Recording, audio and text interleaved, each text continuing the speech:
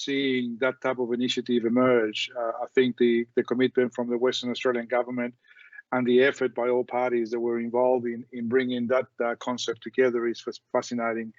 One of the comments that I was going to make to Jackie was that, 3, 4 or 5 years ago, when the growth centres were first established, we complained a lot about the lack of collaboration in the country. Australia historically has a very strong research sector. The CRC, the Centres for Collaborative Research are world-class in Australia, but the collaboration was somewhat restricted.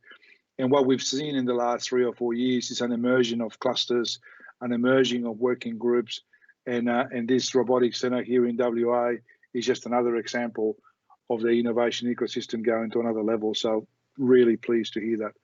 But we come to the last presentation for today. I'm pleased to welcome Dr. Daniel Roberts, leader of Hydrogen Energy Systems Future Science Platform. He will be talking to the topic hydrogen futures. What will this mean to the resource sector in Australia? Daniel leads CSIRO Hydrogen Energy Systems Future Science Platform, where the hydrogen platform plays an important role in CSIRO's broad hydrogen R&D program by providing a strong scientific and technical foundation to CSIRO's work in enabling a renewable energy export industry based on hydrogen. By creating new capabilities and technologies across the hydrogen value chain, this work will enable significant decarbonisation of power and transport sectors. Before taking on the FSP role, Daniel led the High Efficiency Thermal and Electrochemical Technology Research Group within CSIRO Energy. He continues to play a senior role in CSIRO's research activities in the area of gasification for hydrogen production, as well as thermochemical pathways for bioenergy production from biomass and waste. We could not finish the day without having a presentation from CSIRO. We should be proud of the work they do across many, many sectors. Daniel, please, over to you. Thanks very much, Rick, and thanks for the chance to talk about something I don't talk a lot about, which is mining. So, full disclosure, I'm not a mining engineer, nor am I a mining researcher, but plenty of my colleagues are. And one of the spaces that we're really interested in getting some of our hydrogen technologies deployed and active is the mining sector. And so today I'll be taking you through some of the broader aspects of work that we're doing in hydrogen, but really, I'm never really sure in these sorts of audiences how familiar people are with some of these systems. So I will be giving just a bit of background around why everyone is so excited about hydrogen this time around, but really talk about some of the opportunities that exist for the mining sector. Some of those are fairly obvious, and we're seeing some movement in that area already. Others are not, and I think it's testament to the flexibility and the diversity of hydrogen applications that we can talk like this in almost any industrial sector in this country, which is, for someone like me who's been working in and around hydrogen for a while, it's quite exciting. So for those that don't know, I'm assuming there's not very many of those, but nonetheless, it's it's good just to state CSIRO, Australia's national research agency, really an applied R&D focused organisation, filling that gap between our university collaborators and our industry collaborators and clients and co-workers. And really our focus now is clearly on some of the biggest challenges facing the country. A year ago, energy and environment was fairly high on that list. We've been trumped lately by health and wellbeing, but that's okay. I think we can handle being a bit further down the list in the context of what's going on. The work that we do in addressing those challenges is diverse, and it's those bottom two areas, key areas of research on that list on the right there, that really are the focus of the talk today. My work is almost exclusively in the renewables and energy area of research, but by linking up with my colleagues in our mining and manufacturing sectors, we really do explore a whole range of opportunities for for the mining sector to transition in a similar direction to some of the other energy intensive sectors around the nation and the globe, to a less carbon intensive, more sustainable energy future. Now, the work we do in our energy business in hydrogen is broad. It goes from quite early stage, fairly fundamental R&D around capability development and technology development, right through to industrial collaborations, demo projects, and commercialization activities, and right across these value chains. And so, our work in production covers a whole range of electrolysis, integration with grids and renewables, a lot of work in gas, coal, biomass, waste to hydrogen, and of course, once we've made this hydrogen, we explore a whole range of opportunities for its use. Transport and mobility is a high profile one, of course. Emerging are a range of industrial applications, and mining really does squarely benefit from both of those pathways.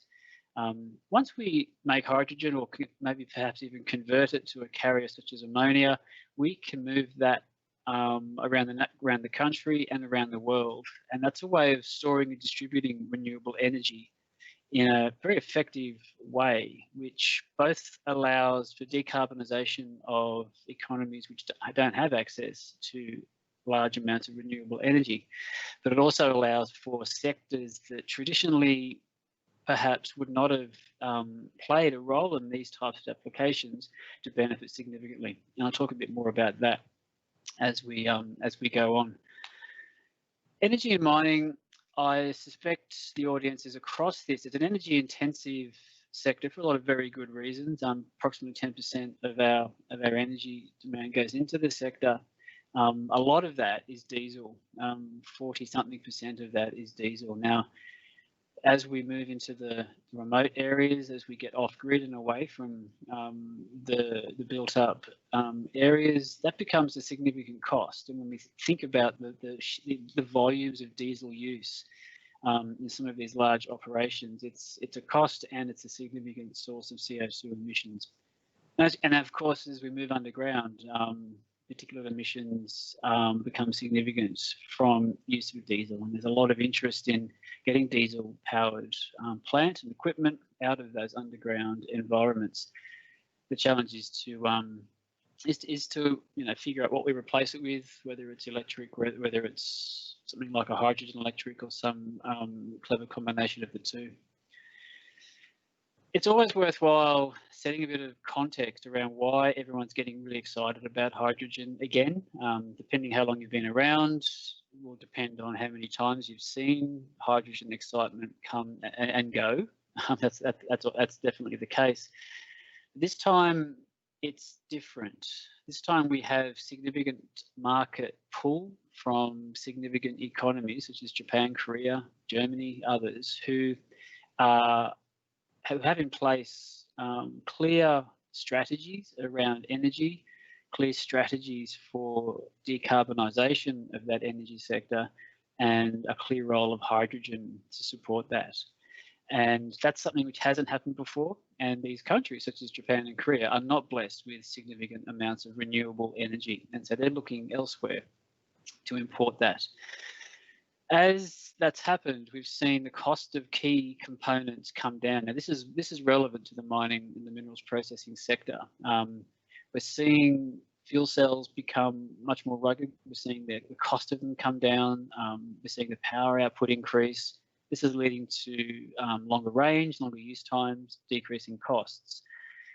We're seeing the production pathways which are traditionally associated with low emissions hydrogen, such as electrolysis, renewable energy from wind and solar. We're seeing the cost of these come down as well. And we're now seeing electrolyzers at megawatt scale be deployed around the country as part of some arena proposals, which is really good to see. And what's often been missing in all of this is storage and distribution. And so we've seen some advances in the last 5 years in carrier technologies. CSIRO we've had our own technology development advance in the ammonia cracking technology, which completes the value chain, I guess, for export based on ammonia. But we also see, liquid hydrogen tankers now and new materials come around, which means that it's getting much easier to move hydrogen around the place. And perhaps because of those factors, perhaps because of a whole bunch of other related factors, we're seeing an increasing acceptance of energy alternatives across sectors and almost at all level of government. We have a national hydrogen strategy which is endorsed by COAG, which is necessarily something that's straightforward to achieve. We're having companies like Fortescue publicly talk about their ambitions to use some of these hydrogen pathways as part of their diversification and decarbonisation. And so, and we see large players in the gas sector, become almost the change agents for this in this country. And so when we have that level of momentum develop and that level of support from government and industry, it's something that researchers and technologists like us get quite excited about because it doesn't happen very often.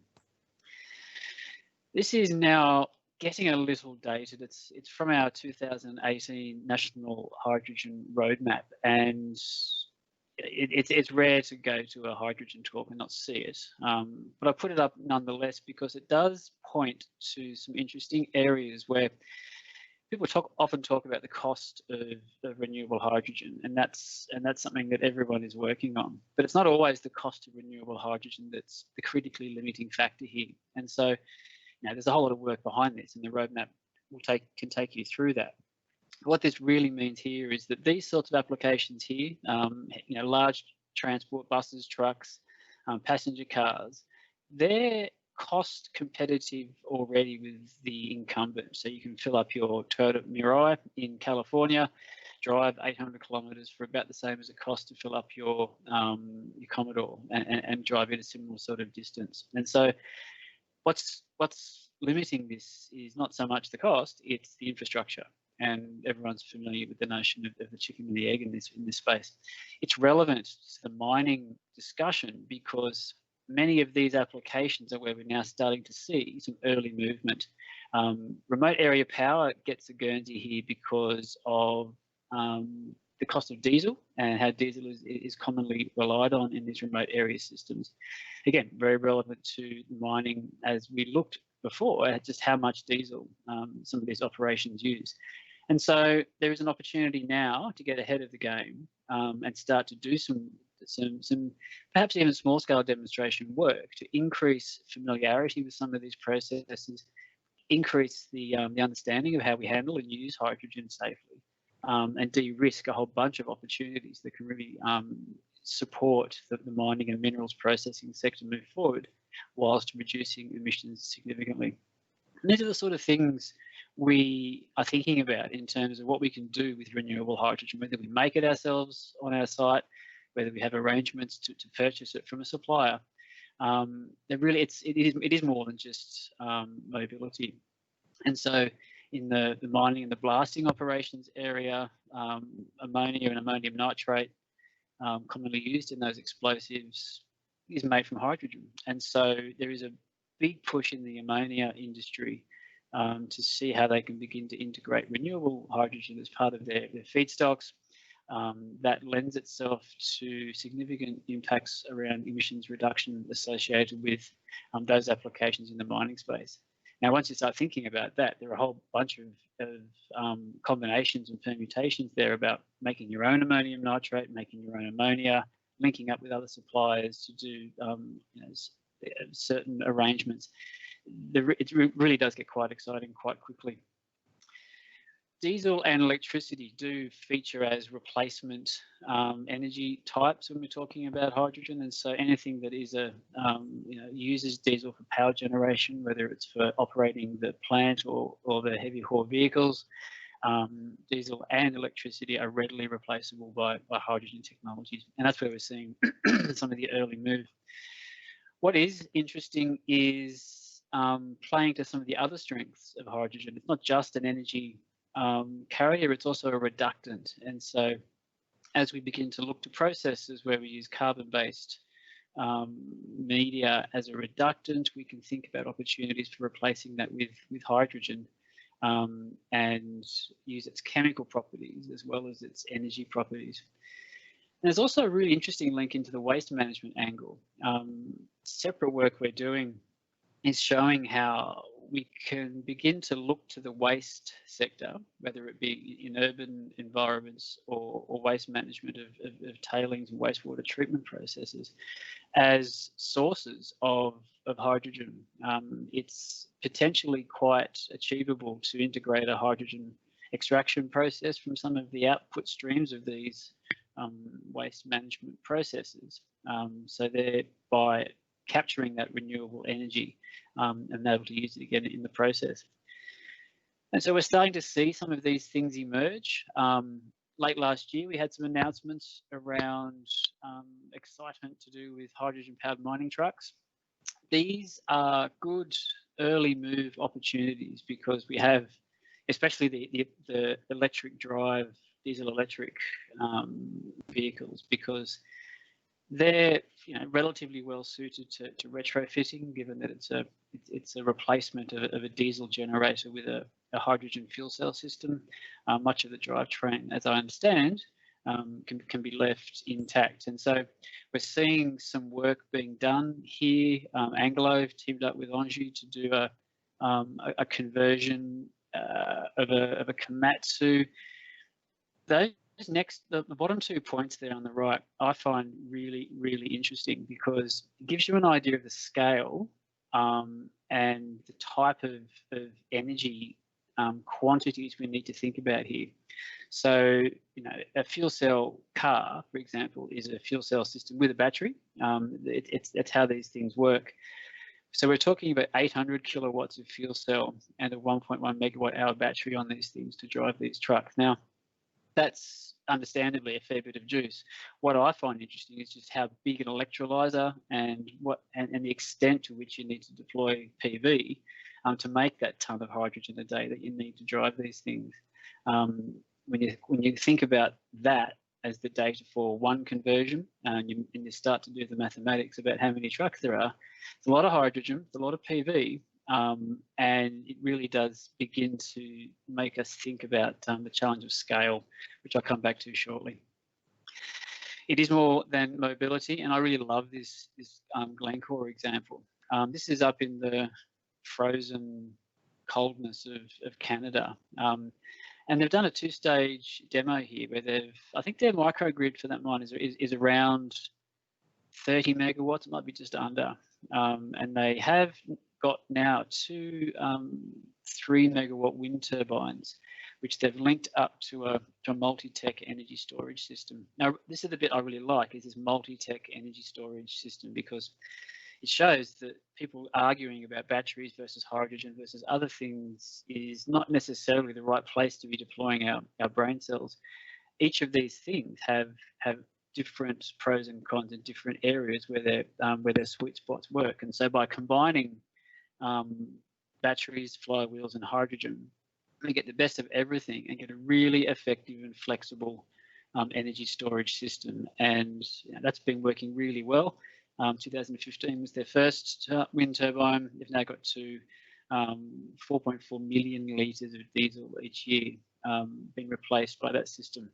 So I really like that because it shows that on-site production is possible. It shows that hydrogen batteries, flywheels as a storage system can be quite effective, and that can then lead to a whole bunch of other applications for your hydrogen as your business cases see fit.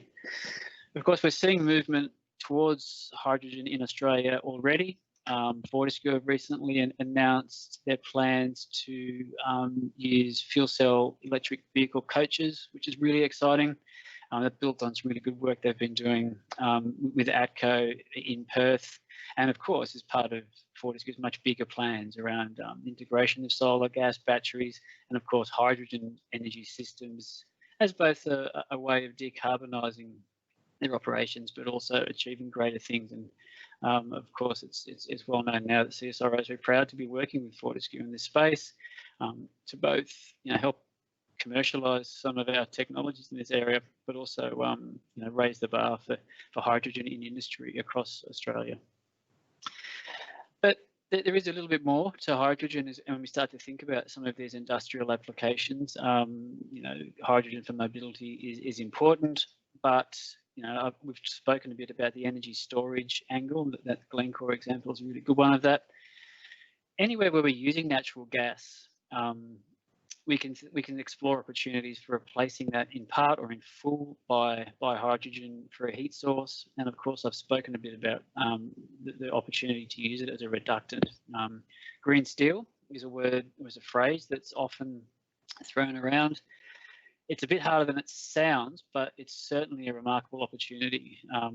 It's probably its sweet spot is the new technologies rather than converting blast furnaces.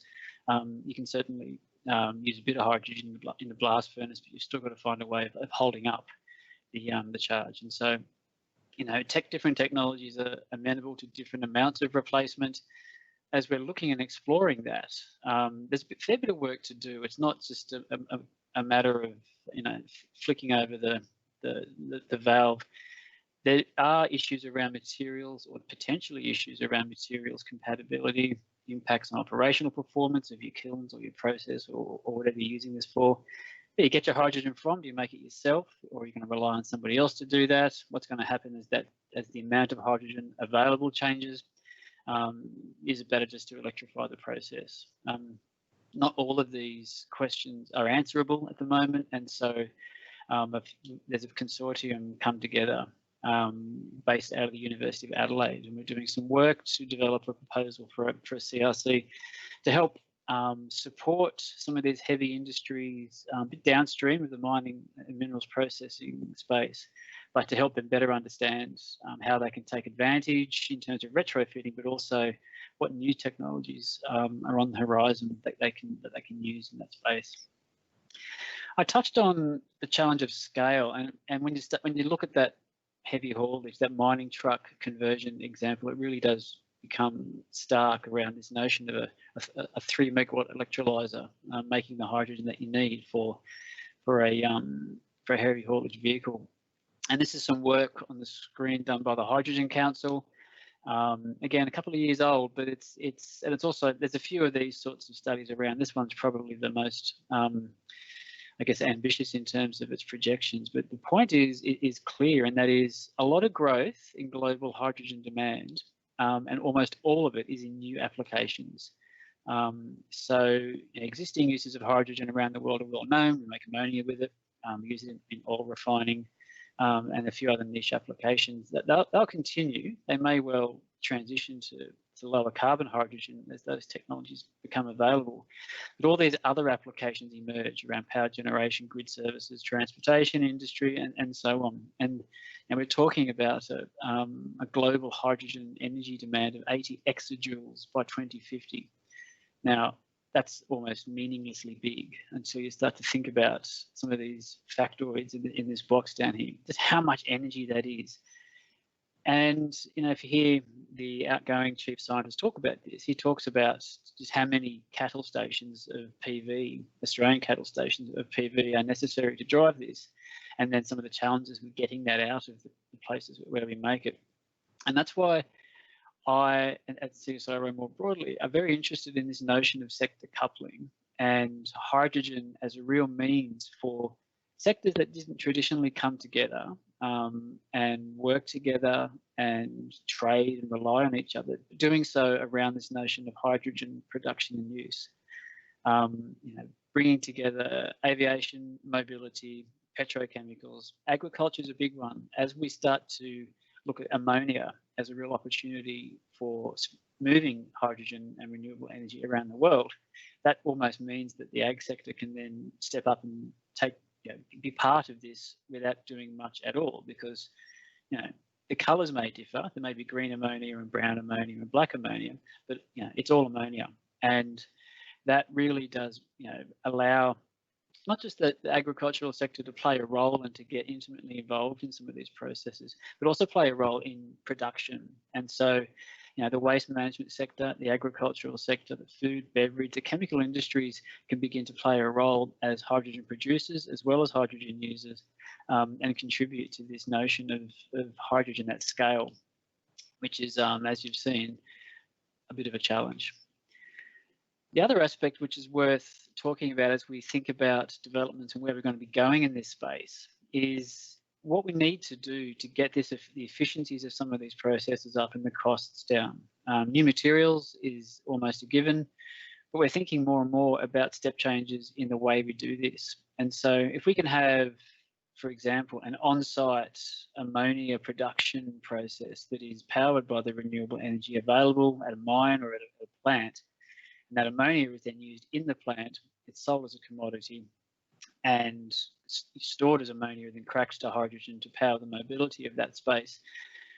We're removing process steps here. We're not getting those losses of efficiencies which people often talk about, and the costs are coming down, and we're removing our reliance on things like imported diesel and carbon-intensive fertilizers and explosives. And this notion of step changes is a big part of the work that we're doing at CSIRO, because even though this hydrogen thing is sort of here for good for the first time, and it's really early days in terms of deployment and demonstration at scale and de-risking these supply chains. People are already telling me that the work for the scientists is done. We have the technologies. We can make. We have electrolyzers. We have fuel cells. We can make ammonia. Job done. Let's just get on with it and do it. That's obviously not the case, and the audience, being in industries which rely on technologies which sometimes can be hundreds of years old, understand that this notion of continuous improvement has exponentially important impacts early on in the industry. That's really the stage that we're at the moment. And so as we think about mining and mining applications, and we're seeing some early movements in fairly low-hanging fruit, I think, around buses and even retrofitting mining trucks at the beginning.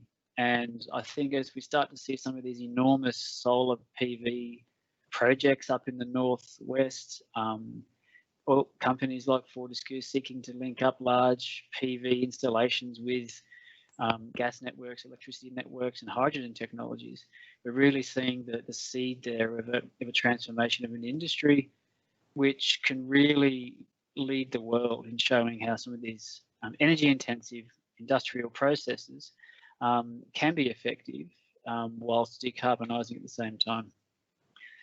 Not without effort, and it's organisations like mine that are really leaning into this. I've spoken a lot about cost reduction. I've spoken about sector coupling and diversification. And what we're really working hard on now is this notion of demonstration. RD&D at scale is what's needed to de-risk. I think people can see the techs are ready, but they're a bit concerned about how they all plug together and whether they're actually going to work within the tolerances that they need to be viable. And so that's what we're doing now with our industry partners at scale and our collaborators around the world. So last slide for the few minutes to go before the end of the day. Look, I think hydrogen is back, and if you've been watching the space this time, it probably is for real. And that really does bring with it a lot of opportunities for the mining sector to decarbonise, to add value to operations downstream of the mines, create premium products in a way that is demonstrably consistent with some of the expectations of large industry to reduce emissions of greenhouse and other pollutants. That's not without challenges though. Scale is a big one. Availability of infrastructure is a big one. I mean, people are talking about these large trucks, but you can't buy one yet. And so all of the work is in retrofitting existing equipment so that you can see how it works. I think we're going to, we need to see some step changes here in availability of some of this infrastructure and the supporting infrastructure to make it work.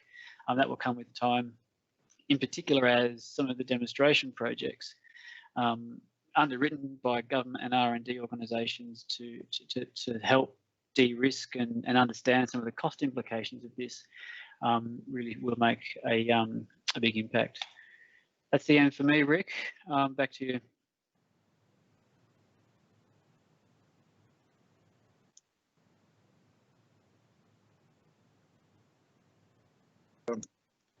Daniel, thank you very much for your presentation. I think it was hugely insightful And certainly I was very much looking forward to this afternoon.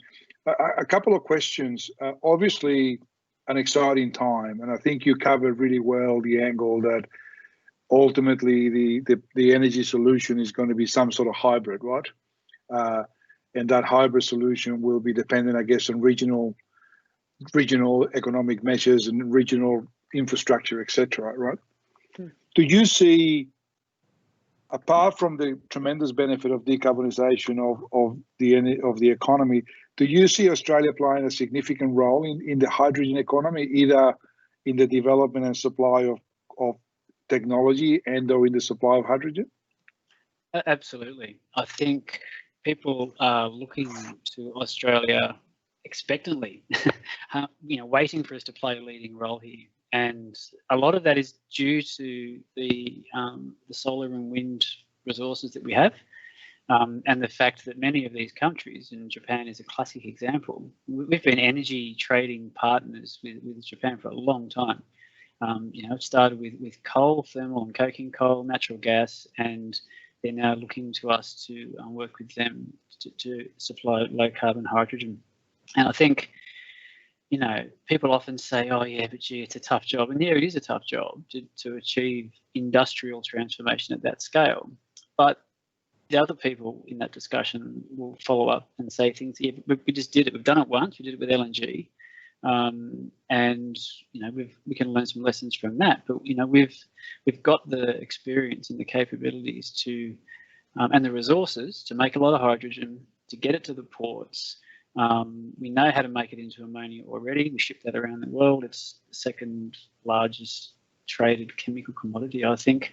The ports through which our coal and gas are exported are in places where things like liquid hydrogen, ammonia and other carriers are already being used. So I think, absolutely, I think we're well placed to play a leading role in this notion of renewable energy export around the world. I think we've also got opportunities domestically to show how we can be innovative in some of our heavy industries, which have classically been hard to abate. Thank you, Daniel. I think that's been a really insightful conversation. I think he leverages and highlights once again why Australia, we've got to remind ourselves, we're the number one exporter in the world of iron ore. We're the number one exporter of metallurgical coal, number two in thermal coal, number three in copper, number one in gold, number one in aluminium, number 4 or 5 in diamonds. I mean, our resource industry is of significant scale, and here's another area where we're in a well placed to be able to take a lead. And secondly, and more importantly, for every job that we have in the mining industry, we are creating 2 jobs in the technology sector. And as Jackie highlighted before, the expectations are that as productivity increases as a result of technology, and it's important for us to remember also that when we talk about productivity, is not the net cost of the reduction of a job. It's in actual fact the ability to be able to leverage an asset significantly stronger than you would with the other technology. And so for every one of that improvements that we're getting in the mining sector, we are producing a world-class exportable capability in the sector, and hydrogen is another really important step to that. Daniel, thank you very much for your collaboration today and giving us your time. Thank you. Pleasure. So with that, we bring the WA Mining Conference Day 1 to an end. I thoroughly enjoyed it. I think if we go back to the tremendous presentation that Andrew Shelton gave us this morning in terms of the economic impact of COVID, the strategic insights that Graham shared with us, the highlights that Nicholas shared with us in terms of visualization and awareness, situation awareness, I think they were very insightful. Matt Schneider made us think a little bit about whether we all have a SaaS model within us by leveraging the data that is available either from a historical or traditional type business to a new business. Jackie, of course, with the great news about what's happening at Nirrumbuk and the establishment of a $20 million robotic centre and of course Daniel giving us a tremendous insight into how well Australia is placed in the hydrogen economy. So with that, we bring the WA Mining Conference to a close. Thank you very much for joining us. We look forward to seeing you tomorrow.